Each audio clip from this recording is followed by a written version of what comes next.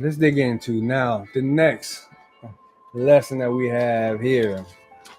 Let's go in to factors of unbelief. Those who are struggling with unbelief. Faith isn't always pretty, but it's powerful. Faith isn't always pretty. Faith can be ugly. Having faith can be ugly. But honest faith is really powerful. We're looking into the story here of a father who had a young boy that has been sick since he was born, been dealing with ailments, demon possession, foaming out the mouth as the story goes into it. In the book of Mark, chapter 9, and it's verse 24, but I like to go from 21 to 24. And Jesus asked his father, Jesus asked his father, how long has this been happening to him?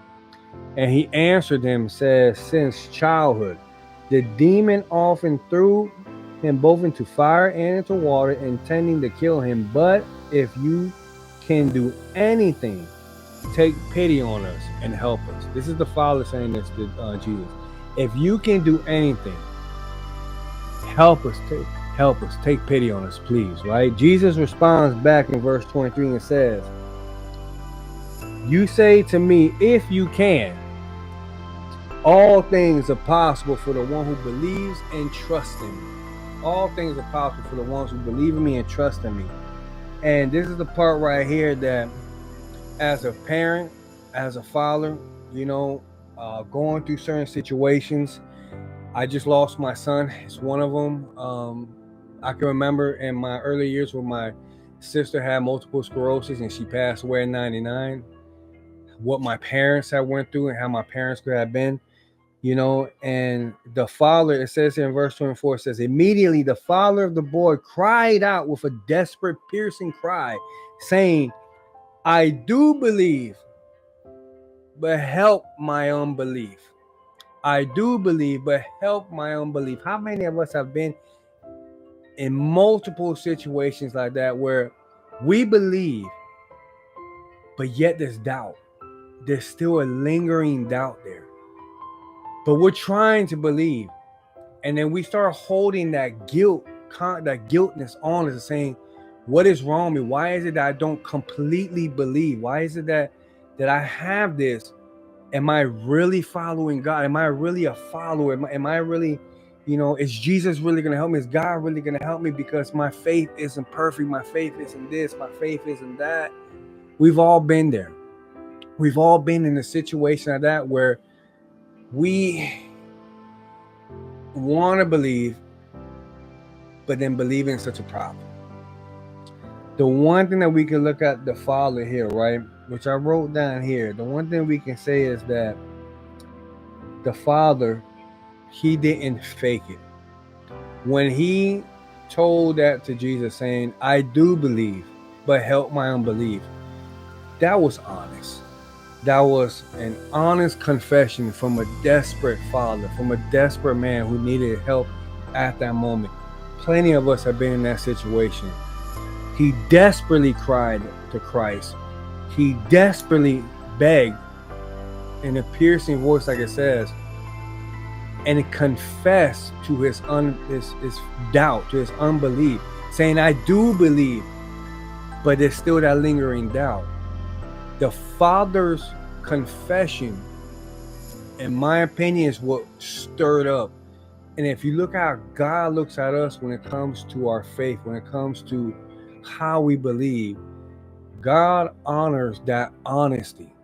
He wants us to confess that. He wants us to be able to bring it to him and say, you know what?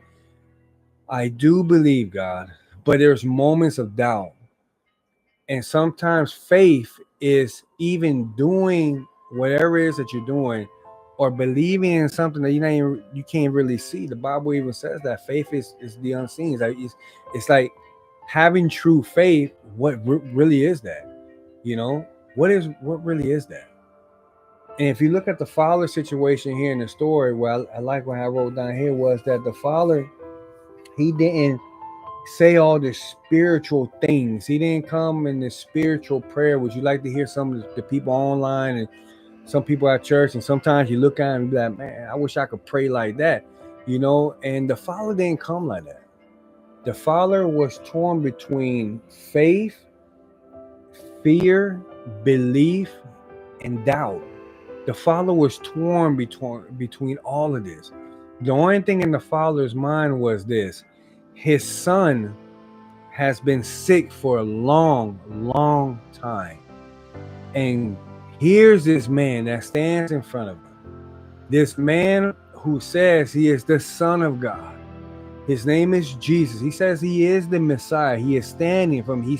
He's heard of all these miracles that Jesus has done and has been performing, and probably has witnessed a couple of them. And he's sitting there, he said, he don't even care. I'm coming to him. I'm running to him because I don't know if I believe this or not, but I'm taking a leap of faith. I am taking a leap of faith. And he begs Jesus and he pleads with him to come and help, to come and do what needs to be done.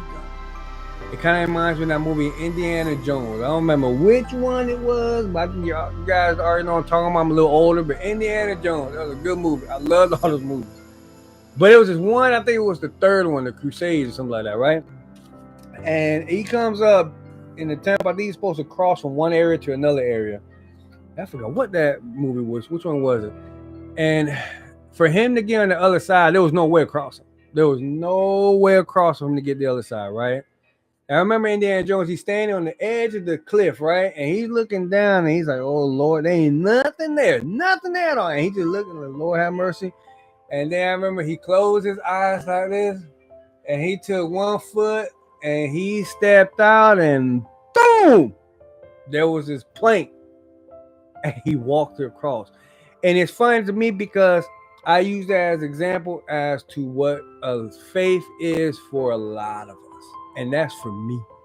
It's for me personally. That's how I look at faith, is that you don't see it, but you got to take that leap. It's like that saying they say, right? That God shows up on time. God ain't early and God isn't late. God is always on time. Always on time. So if we look at some points here, right? Some points here that I put down, which is point 1. God honors honesty more than perfection.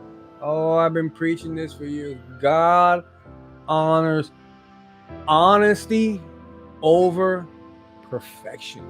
So if you feel that you have to have it perfect, if you feel that you gotta say the right prayers, and you got to be fasting 20 times out of the week, and you feel that type of energy, and you feel that you have to do that, man, let me tell you something. God honors honesty. God honors honest faith. When you come, that's the whole thing in Lamentations. I remember I used to tell my mom when my son had passed, look, there was moments that I would come and I would just cuss, and I was just wherever the case is, but that's how I was expressing my faith. God honors that. God honors that from us. So what is the problem? The problem is that with us internally, we think that we have to have it in a certain way. We think that we have to have this in a perfection when God doesn't work like that. I'm all messed up. I've been messed up for I don't know how many years with a lot of stuff. I'm on the drugs, the alcohol, the game banging crap. Even with me in the military, outside the military, I've been messed up for so many years with a lot of things. And things like this, we're talking about the whole perfection, we're looking at stuff, it's something that always bothered me. That's why I was like, I was never right. I was like, before I come to God, I got to get right. Before I come to him and I confess, I got to get right. But you know what? God meets us in our mess. That's what all of this is about. God honors that type of honesty when we're bold in that. That's faith. When you're bold, say, you know what? I'm messed up. I done messed up how many times, but Lord, I'm here. I'm here, God.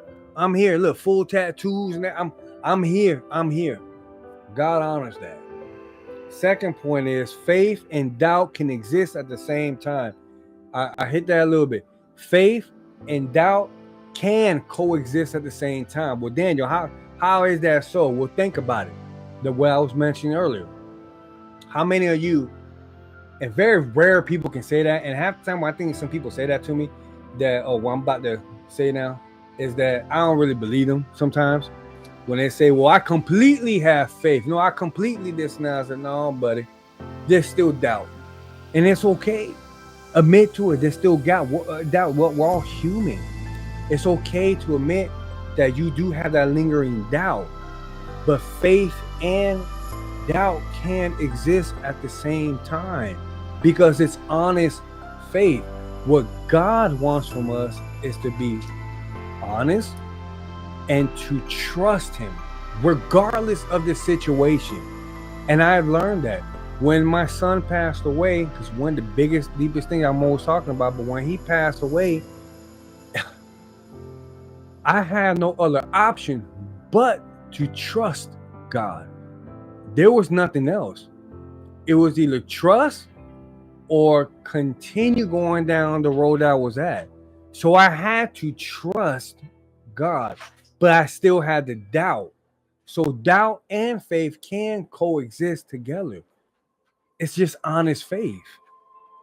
Now, if we look at point three is admitting weakness. Admitting weakness is the first step to real strength.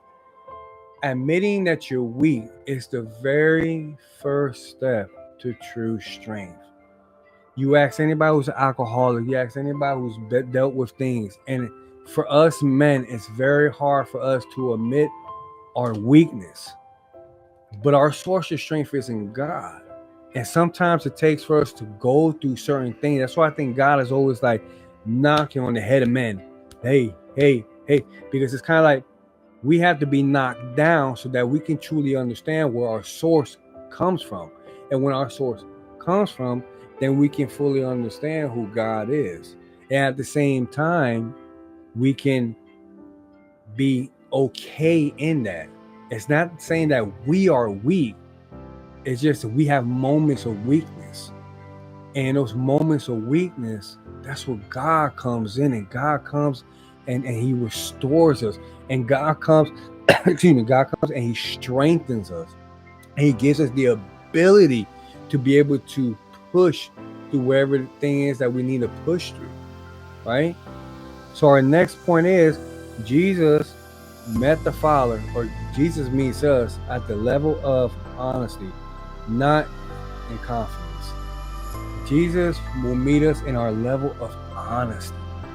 When we're honest with ourselves, when we're not faking the funk, when we're not trying to be, oh, I'm this and I'm that. And I went through that for a lot of years where I thought I was bigger. I thought I was, not bigger than God, but, I could do it all by myself. And I could do it this way and I could do it that way. And it's like, no, I can't really do it, anything like that. I had to focus on God. I had to focus on his strength. And I had to focus and have my eyes set out on Jesus the entire time. Because if I didn't have my eyes set out on Jesus the entire time, I would fall. I learned that the hard way. Because as soon as I thought that I had it right, as soon as that I thought that everything was okay, or wherever the case was, and I had it on my own, there it went. I fell. That's how it happened. The fifth and final point is a surrender heart moves God more than polished prayers. A surrender heart moves more than polished prayers. And I'm going to say this to a lot of you guys who have been to church like me throughout your whole life.